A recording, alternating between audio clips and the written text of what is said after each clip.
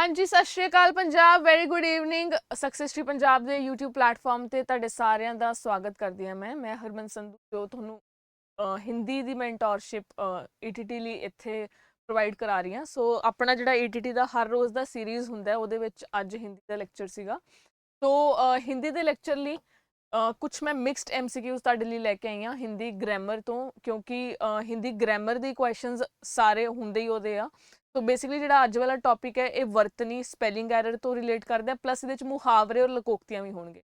तो मुहावरे भी इक्वली इंपॉर्टेंट है, वर्तनी तो भी क्वेश्चन आते ही आते हैं स्पेलिंग डिटेक्शन तो, प्लस मुहावरे तो भी क्वेश्चन 400% श्योर आते हैं। ठीक है, सो सैशन की शुरुआत करते हैं। सब तो पहले स्क्रीन के उत्ते पहला क्वेश्चन, और मैं जरा हिंदी चाहनी हूँ। निम्नलिखित में से किस शब्द में वर्तमान की शब्द में वर्तनी की त्रुटि है?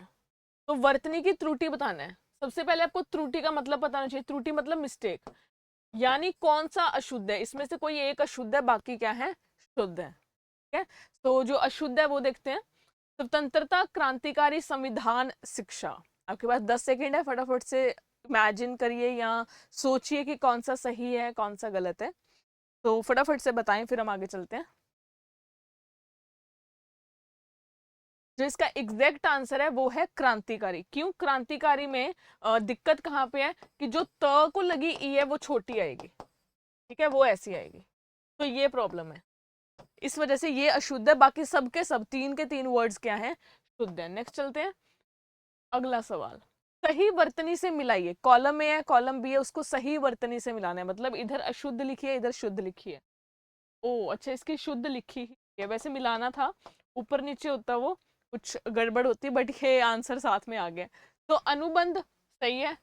ये वैसे भी अगर इसके ऊपर बिंदी भी होगी तब भी ऐसे ही आएगा, अगर न भी होगा तब भी चलेगा। परीक्षण करना है किसी चीज का, आपको पता है ना परीक्षा की स्पेलिंग ये होती है, तो अगर परीक्षा की स्पेलिंग ये होती है तो परीक्षण की भी स्पेलिंग यही होती है। ठीक है, आशीर्वाद, आशीर्वाद, वो आशीर्वाद नहीं होता, आशीर्वाद होता है। तो अगर ई की जो मात्रा है, अगर मेरी आवाज में ई लंबी आ रही है तो जो आंसर होगा उसमें भी क्या आएगी, ई बड़ी आएगी। सो ये आशीर्वाद का करेक्ट जो है वर्तनी करेक्ट है। नेक्स्ट चलते हैं, अगला सवाल। वर्तनी की दृष्टि से कौन सा शब्द अशुद्ध है? यानी मुझे फिर से पूछ लिया गया कि 3 शब्द तो इसमें शुद्ध है, एक अशुद्ध है, जो मुझे ढूंढना है कि वो कौन सा है। प्रबंधन व्यवस्था, संगठन व्यवस्था। यानी प्रबंधन और संगठन ये तो मुझे सही लग रहे हैं। व्यवस्था 2 दिए हुआ है तो एक व्यवस्था में गड़बड़ है। अब कौन सा व्यवस्था में गड़बड़ है, ऊपर वाले में या नीचे वाले में, वो देखते हैं। फटाफट से 5 सेकंड में सोचिए कि आपको क्या लग रहा है कौन सा करेक्ट आंसर होगा व्यवस्था व्यवस्था में। तो जो इसका करेक्ट जवाब है वो है डी, क्योंकि इसमें जो वो है वो पूरा आता है, तो आधा आता है, तो उस मुताबिक ये सही। ठीक है, नेक्स्ट चलते हैं।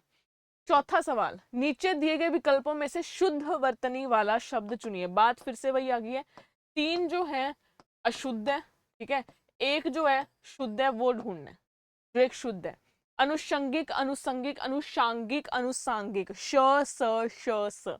हम हल्का सा बोलने में जब गड़बड़ कर जाते हैं तब भी हमारी जो वर्तनी है, जो स्पेलिंग मिस्टेक क्यों करते हैं, क्योंकि हमारा बोलना शुद्ध नहीं है। जितना आपका बोलना शुद्ध होगा उतना आपका स्पेलिंग जो है कभी भी गलत नहीं होंगे, चाहे वो इंग्लिश है, हिंदी है, चाहे कोई भी सब्जेक्ट है। अगर आपको वो वर्ड अच्छे से बोलना आता है तो कभी भी उसमें मिस्टेक नहीं होगी। ठीक है, तो जो इसका करेक्ट जवाब है वो कौन सा है मेरा, C option sorry C B option correct है, अनुसंगिक। अनुसंग होता है तो उससे बना हुआ शब्द है अनुसंगिक। ठीक है, नेक्स्ट चलते हैं, अगला सवाल। सही वर्तनी चुनिए।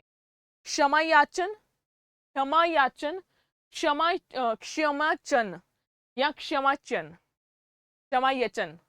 क्या होगा, क्षमा याचना करनी होती है। ठीक है, आपने सुना भी होगा कि क्षमा याचना पत्र दें, मतलब जिससे आप क्षमा मांगते हैं उसको सॉरी का लेटर लिखे। तो क्षमा याचना के लिए करेक्ट जो है वो है ए, 5th का ए इज द करेक्ट आंसर। ठीक है, नेक्स्ट चलते हैं आगे। सही वर्तनी के बाद निम्नलिखित में से किस शब्द की वर्तनी जो है वो शुद्ध है? ठीक है, करेक्ट वर्तनी किसकी है वो बताना है।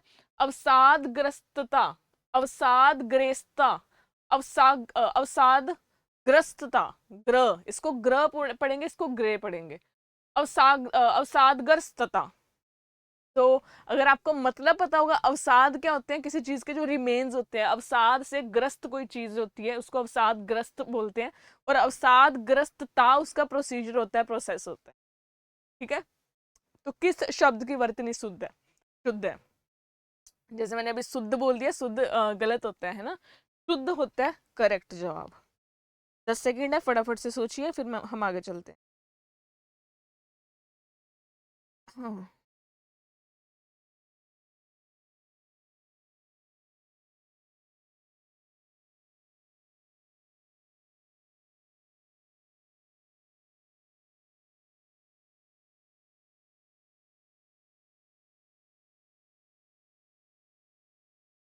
बताएं।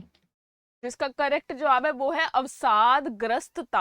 अवसाद ग्रस्तता, अवसाद से कोई चीज जो ग्रस्त होती है और पीछे ता, तो ये बिल्कुल सही था इसका। ये तीन, इसमें दो प्रत्यय जुड़े हुए हैं। अगर मैं आपको बताऊं, अवसाद जमा ग्रस्त शब्द ऐसे ही लिखा जाता है, ठीक है, और ता ऐसे लिखा। ग्रस्त किसी भी चीज से हो सकता है, किसी भी चीज से ग्रस्त कोई भी चीज हो सकती है, सो ग्रस्त इस करेक्ट है। नेक्स्ट चलते हैं। 7th क्वेश्चन, निम्न में से किस शब्द की वर्तनी अशुद्ध है? अशुद्ध बताना है। द्वंद्व, द्वंद, द्वंद्व युद्ध, द्वंद्वात्मक, ठीक है, द्वंद्वात्मक। तो इसमें किसकी वर्तनी अशुद्ध है? मुझे अशुद्ध बतानी है, यानी 3 शुद्ध है और एक क्या है? अशुद्ध। द्वंद्व, द्वंद्व कौन होते हैं? जैसे जो जो दो ऑप्शंस आपस में मेल नहीं खाते, उनमें द्वंद्व हो, जैसे दिन रात द्वंद्व है दोनों में, तो द्वंद्व होता है ऑपोजिट होना। द्वंद्व एक काइंड ऑफ समास भी है, तो इसका जो करेक्ट आंसर है वो बी है, क्योंकि बाकी सब द्वंद्व सही है। द्वंद्व में पैर में व आता है, अगर आपको ये नहीं पता हो तो ये पैर में आधा व है, ठीक है, पूरा वो ऐसे होता है ना, आधा वो ऐसे होता है, तो इसमें ही सिर्फ व की कमी थी, बाकी सब में व लगा हुआ है। द्वंद्वात्मक, द्वंद्व युद्ध, द्वंद्व, ठीक है। कॉम्पेटिटर्स को भी द्वंद्व बोलते हैं। प्रतिद्वंद्वी, प्रतिद्वंदी सुना होगा ना आपने। आगे चलते हैं। कठिन शब्द प्रतीत्यु समुत्पाद का अर्थ किससे जुड़ा है? ये जो ये वर्ड है प्रतीत्य समुत्पाद, इसका जो अर्थ है, जो मीनिंग है, वो किससे जुड़ा है? इतिहास से, भूगोल से, दर्शन से, या व्याकरण से? ये बेसिकली जो आपके सामने तीनों चारों चीजें लिखी हैं, ये वो लिखा है। अर्थ मतलब इसका जो स्टडी है किससे जुड़ा है? हिस्ट्री से जुड़ा है, ठीक है, भूगोल यानी ज्योग्राफी से जुड़ा है, ठीक है, दर्शन यानी फिलॉसफी से जुड़ा है, और व्याकरण यानी ग्रामर से जुड़ा है। तो मुझे ये बताना है कि इसका जो अर्थ है वो किसके साथ जुड़ा है। सो ये चीज बतानी है। प्रतिद्वंद समुत्पाद, जिसका करेक्ट आंसर है वो दर्शन है, फिलोसफी। आपका आज का होमवर्क भी है, मुझे आप इसका अर्थ बताओगे, ठीक है। उसी के साथ अगले सवाल पे चलते हैं। निम्न में किस शब्द की वर्तनी जो है अशुद्ध है? अशुद्ध वर्तनी वाला शब्द बताना है, यानी फिर से बात वहीं पे है कि 3 जो है मेरे शुद्ध है, एक अशुद्ध है, और मुझे वही बताना है। प्राभव, अनभिज्ञ, अपरिचित, अवशेष। अवशेष होता है किसी चीज के बड़े बचे हुए, जैसे हड़प्पा सभ्यता के आपको मिलता है ना कि राखी गढ़ी हरियाणा में अवशेष मिले हैं, यानी जो बची हुई चीजें हैं, ठीक है। अपरिचित, अभी जो मतलब बताने लगी तो आपको आंसर पता चल जाएगा। अनभिज्ञ, अनभिज्ञ होता है जो ज्ञान से परे होता है, अनभिज्ञ मतलब उसको ज्ञान नहीं है, ज्ञानहीन को अनभिज्ञ बोलते हैं। तो इसका जो करेक्ट है, वैसे आपको हिंट से भी पता चल ही गया होगा कि मैंने वो स्किप कर दिया था, अपरिचित। तो ये ऐसे आएगा क्वेश्चन में। परिचय शब्द आपने सुना होगा, परिचय क्या होता है? इंट्रोडक्शन। तो अपरिचित में च को क्या लगती है? छोटी ई की मात्रा, ठीक है, ये इसका करेक्ट जवाब है। नेक्स्ट चलते हैं अगला। नेक्स्ट क्वेश्चन जो है, कलेजा मुंह को आना का क्या अर्थ है? अब चलते हैं मुहावरे लकोक्ति की तरफ। कलेजा मुंह को आना,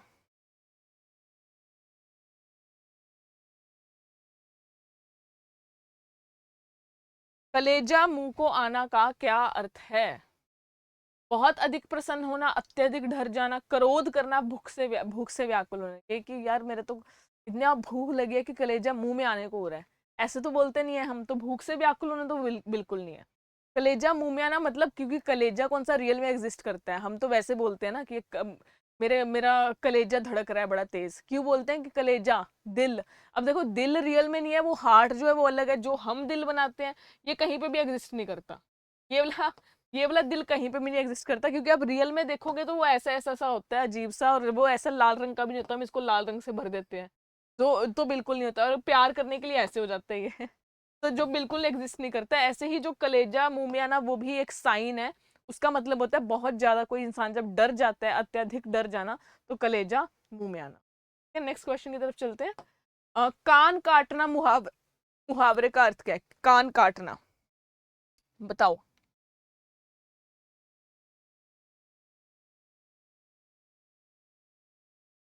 कान काटना मुहावरे का अर्थ क्या है?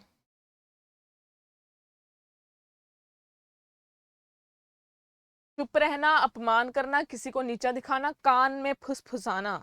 अगर आप कान काट ही दोगे तो कान में फुसफुसाओगे कैसे? तो ये डी तो बिल्कुल गलत है। ठीक है, तो जो कान काटना होता है, किसी के कान काटना मतलब किसी को नीचा दिखाना, या किसी को नीचा दिखाना। वैसे तो बिल्कुल डायरेक्ट नहीं रिलेट करता है, पर ऐसे आपने कभी मुहावरे में सुना हो कि उसने उसको बहुत सुनाया और उसके कान ही काट दिए, मतलब इतना सुनाया, इतना उसको भरी सभा में उसने अपशब्द बोले और उसके कान काट दिए, यानी उसको नीचा दिखाया बहुत। ठीक है, तो नेक्स्ट चलते हैं, अगला सवाल जो है, छाती पर सांप लौटना किस स्थिति को दर्शाता है? घबराना, अत्यधिक क्रोध करना, जल भून जाना, या दुख व्यक्त करना। छाती पर सांप लौटना, घबराना, अत्यधिक क्रोध करना, जल भून जाना, दुख व्यक्त करना।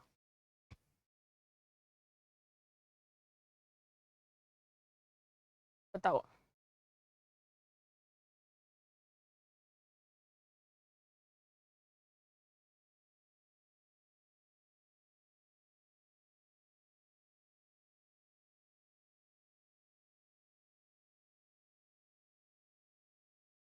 क्या होगा इसका सही जवाब? छाती पर सांप लौटना मतलब हमारे पड़ोसी ने इंडेवर तो क्या ले ली, दूसरे पड़ोसी के छाती पर सांप लौट गए, मतलब जल भूनी गए कि ओहो इतनी बड़ी गाड़ी, हमसे बड़ी गाड़ी कैसे ले ली। ऐसा होता है जनरली कलयुग में, तो किसी से किसी की खुशी देखी नहीं जाती।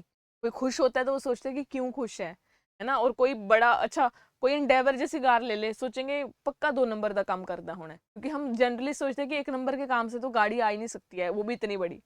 तो वैसे एग्जाम्पल उदाहरण के तौर पर समझा रही हूँ ताकि आपको हमेशा याद रहे। ये जो उदाहरण ऐसे होते हैं ना रोजमर्रा की जिंदगी से, ये हमेशा याद रहते हैं, मतलब कभी भी आप इनको भूल नहीं पाते हो, चाहे जितना मर्जी कभी यूज करो ना करो, पर भूल नहीं पाओगे। ठीक है, नेक्स्ट चलते हैं। छाती पर सांप लौटना ये था। कुंभकर्णी नींद सोना का आशय क्या है? ये तो बहुत इजी है, मतलब इसका आशय, इसका अर्थ क्या है, मतलब क्या है कुंभकर्णी नींद सोना? बताओ। कुंभकर्णी नींद सोना बहुत इजी है, सबसे मुझे लगता है आज का इजीएस्ट क्वेश्चन यही है कि बहुत गहरी नींद लेना। हम नॉर्मल भी बोलते हैं कब से सोया हुआ है कुंभकर्ण जैसा, कितनी नींद लेगा, तो वो बोलते हैं ना कुंभकर्णी नींद मैं तो कल से सोया हूँ, कुंभकर्णी नींद सोया, मतलब बहुत ज्यादा सो लिया है। तो नेक्स्ट चलते हैं, अगला सवाल। छाती कूटना किस भावना को प्रकट करता है? छाती कूटना, एक होता है छाती पीटना, एक होता है छाती कूटना, दोनों में फर्क है। उल्लास प्रकट करना, रोना धोना करना, जय जयकार करना, छाती कूटना जय जयकार तो बिल्कुल नहीं हो सकती, और विजय प्राप्त करना तो बिल्कुल ही नहीं हो सकता। बचे ऊपर वाले दोनों। अगर उल्लास ही प्रकट करना है तो छाती तो कूटना नहीं है। ठीक है, रोना धोना करना इस छाती कूटना। ठीक है, उसका करेक्ट जवाब जो है वो है बी। आगे चलते हैं। मुंह में पानी भर आना का अभिप्राय क्या है? ये भी बहुत ईजी है। आपके सामने मैं आपका फेवरेट चीज रख दूं तो आपके मुंह में पानी भरेगा? बट ऑब्वियस है भरेगा। ठीक है, वो कुछ भी हो सकता है। गर्मियों में खासकर हमें ठंडा आइसक्रीम, ठीक है, ठंडी चीज रख दूं तो आपको होगा कि यार मुंह में पानी भर गया, मतलब स्वादिष्ट भोजन की इच्छा होना, या भोजन देख ही लेना स्वादिष्ट। ठीक है, आगे चलते हैं। छप्पर फाड़ कर मिलना किस स्थिति को दर्शाता है? छप्पर फाड़ कर मिलना है ना, देने वाला जब भी देता देता छप्पर फाड़ के, तो वो चीज है छप्पर फाड़ कर अगर किसी को मिलता है कुछ, तो वो किस स्थिति को दर्शाता है? अचानक विपत्ति का आना, अचानक बहुत लाभ होना, अचानक भाग जाना, या अचानक अपमान होना। अब अचानक अपमान तो अचानक ही होता है ना, प्री प्लान्ड अपमान तो हो नहीं सकता। चलो आज उसका अपमान करेंगे, प्री प्लान्ड। ठीक है, अचानक भाग जाना, 9 2 11 होना, मुश्किल देख के 9 2 11 हो जाना। ठीक है, अचानक विपत्ति आना अलग है, छप्पर फाड़ कर मिलना, कोई चीज मिल रही है मतलब बहुत लाभ हुआ है किसी चीज, अचानक बहुत लाभ होना, वो उसका करेक्ट जवाब है। नेक्स्ट चलते हैं। ये गलत वाक्य है, आपको इसका मुझे सही वाक्य बताना है। ठीक है, जैसे गलत वाक्य है, वह दुख में कलेजा ठंडा कर बैठा। वह दुख में कलेजा ठंडा कर बैठा। इसके लिए आपको पहले कलेजा ठंडा कर बैठा का मतलब पता होना चाहिए कि कलेजा ठंडा करना क्या होता है। जरा 10 सेकंड दिमाग लगाओ और मुझे बताओ क्या इसका सही जवाब हो सकता है।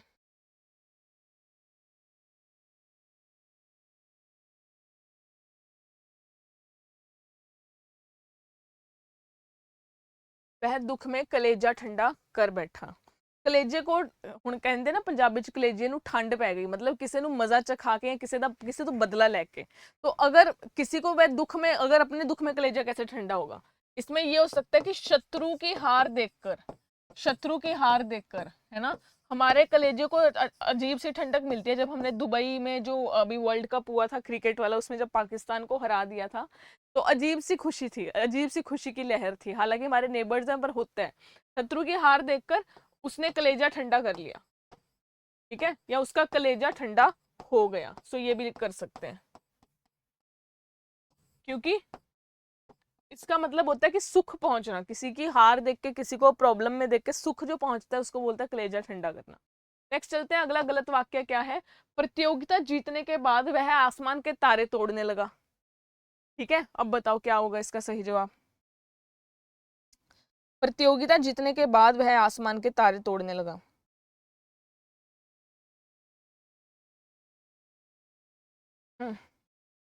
अगर उसने प्रतियोगिता जीत ही ली तो आसमान के तारे के क्यों तोड़ेगा, वो उसने तो जीत ही लिया। ठीक है, इसमें क्या आएगा कि कठिन परिश्रम, कठिन परिश्रम करना होता है, मतलब आसमान के तारे तोड़ना। कठिन परिश्रम के करने के बाद वह आसमान के तारे तोड़ने लगा, मतलब उसको फल कब मिला, जब उसने कठिन परिश्रम किया। तो प्रतियोगिता जीतने के बाद तो वो क्यों ही आसमान के तारे तोड़ेगा। समझ गए। अगला चलते हैं, नेक्स्ट क्वेश्चन 19वां। भोजन देखकर वह खून का घूंट पीने लगा। भोजन देखकर आप ऐसा करते हो। खून का घूंट का मैंने अर्थ उस दिन बताया था। खून का घूंट पीना मतलब क्रोध को नियंत्रित करना।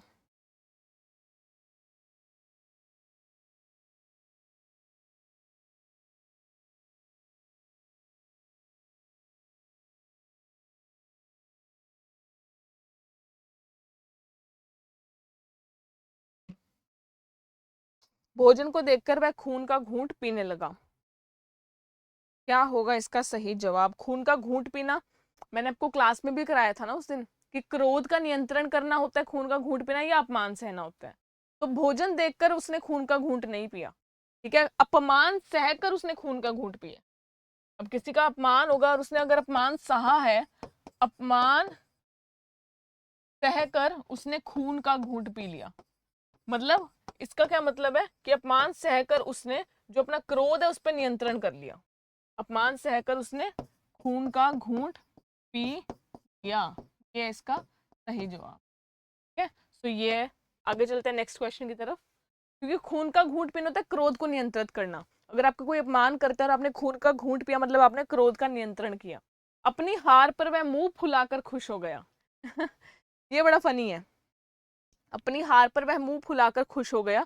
अगर हार ही होती तो वो खुश क्यों होता। ठीक है, तो ये इसमें थोड़ा सा गलती क्या है कि अपनी हार पर वह मुंह फुलाकर खुश नहीं हो गया, बैठ गया, वो भी नहीं आएगा इसमें। अपनी हार पर वह मुंह फुलाकर बैठ गया। तो आपको मुहावरे का यूज भी सही पता होना चाहिए, तभी आप वाक्य में जो उसका प्रयोग है वो सही से कर पाओगे। ऐसे और कॉन्सेप्ट करने के लिए आप हर रोज, जैसे आज हमने 2 कॉन्सेप्ट देखे क्लास में, और दोनों इतने इंपॉर्टेंट कॉन्सेप्ट है कि दोनों पेपर में पूछे जाते हैं। वर्तनी भी पूछी जाती है, उसके साथ मुहावरे भी जरूर पूछे जाते हैं। तो आप ये ऐसे कॉन्सेप्ट करने के लिए, एक तो हमारा एटीटी कैडर का बैच चल रहा है लाइव, जिसमें हिंदी ग्रामर मैं आपको पढ़ा रही हूँ। बैच 7 अप्रैल से शुरू हुआ है, और अब उसका जो लाइक 2 सब्जेक्ट तो होने भी वाले हैं उसमें। ठीक है, तो आप बैच ले सकते हो, क्योंकि उसमें लाइव क्लासेस हैं, रिकॉर्डेड क्लासेस भी आपको मिलती हैं, वीकली टेस्ट, मॉक टेस्ट, हर चीज़ है उसके अंदर अवेलेबल, पीडीएफ मिलती है आपको क्लासेस के। तो जब पेपर पास में होगा तो आपके मैराथॉन्स भी चलेंगे, टेस्ट भी होंगे, जो कि जूम सेशंस पे होती हैं क्लासेस।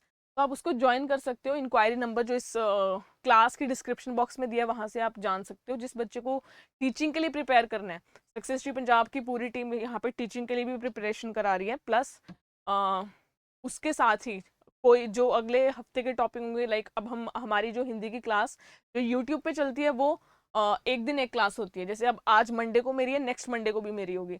तो आप वो क्लासेस देख के अपना डेमो काइंड ऑफ क्लासेस ही होती हैं, उससे अंदाज़ा लगा सकते हो लेवल ऑफ टीचिंग का, और उस अकॉर्डिंग आप ज्वाइन भी कर सकते हो। ठीक है, तो जो भी बच्चे प्रिपेयर कर रहे हैं, अगर आपने ज्वाइन करना होगा डिस्क्रिप्शन बॉक्स में नंबर दिया है, उस पर कॉन्टैक्ट करके पूछ।